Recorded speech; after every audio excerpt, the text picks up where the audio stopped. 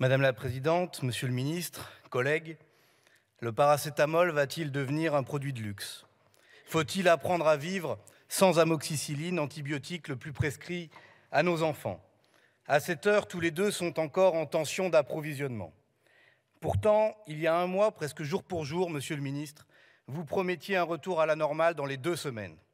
Comme sur la retraite minimale à 1 200 €, encore un mensonge. Après avoir envoyé les soignants au front du Covid sans blouse, sans masque, sans gants, après avoir détruit l'hôpital public, vous demandez désormais aux Français de se passer de médicaments.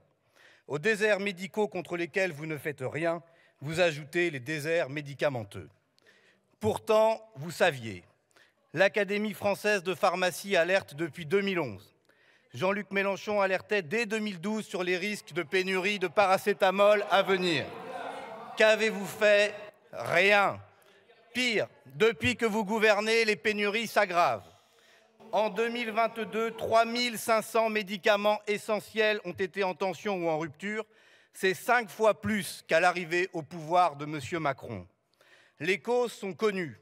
Concentration des productions de l'industrie pharmaceutique sur les médicaments les plus juteux financièrement. Tant pis pour les pauvres et les maladies non rentables, condamnées à une forme de pénurie sociale.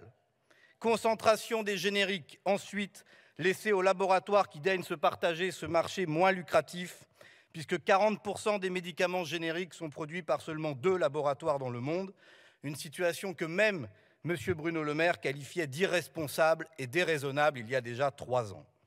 Concentration géographique, enfin, quand 80% des matières actives à usage pharmaceutique sont fabriquées hors de l'Union européenne du fait des délocalisations.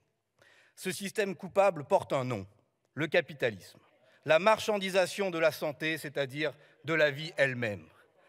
Exemple, en 2022, Pfizer a annoncé l'arrêt de sa production d'isoprénaline, médicament utilisé en réanimation pour certaines urgences vitales et pour lesquelles il n'existe pas de remplacement. En 2016, déjà, Sanofi arrêtait la production du BCG, utilisé contre le cancer de la vessie et la tuberculose, alors qu'il était le principal producteur en France. Depuis, Sanofi a fait 50 milliards d'euros de profit. Cet hiver, les tensions concernent des anticancéreux, des insulines, des anticoagulants utilisés lors des AVC. Votre inaction est donc coupable. Coupable car les conséquences de ces pénuries sont très concrètes. 1 Français sur 4 a déjà été privé de médicaments et 1 sur 8 était contraint de reporter son traitement, voire d'y renoncer. La directrice de l'Agence nationale de sécurité du médicament alerte sur, je cite, « des risques possibles de perte de chance pour les patients ». Avez-vous conscience qu'il s'agit à demi-mot de mort? En assumez-vous la responsabilité politique? Pourtant, avec cynisme, Emmanuel Macron déclarait en mars 2020 « Ce que révèle cette pandémie de Covid, c'est qu'il est des biens et des services qui doivent être placés en dehors des lois du marché.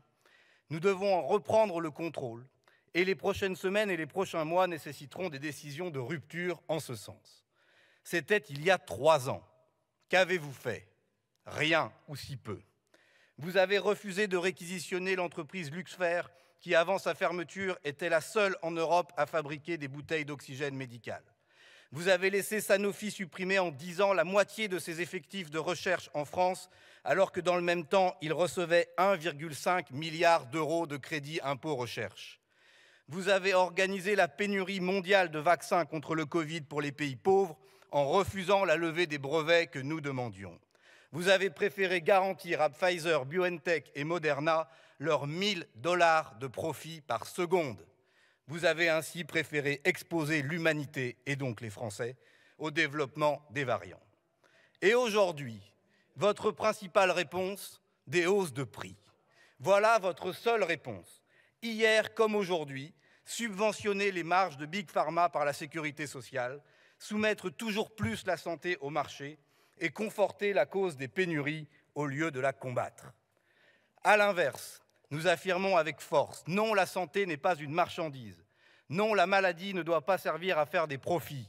La santé publique doit être guidée par d'autres valeurs que les valeurs boursières. Il y a urgence. Urgence à créer un pôle public du médicament. Urgence à instaurer un protectionnisme pour relocaliser les productions en France, même si la Commission européenne ne le veut pas. Urgence à reconstituer des stocks en planifiant les commandes.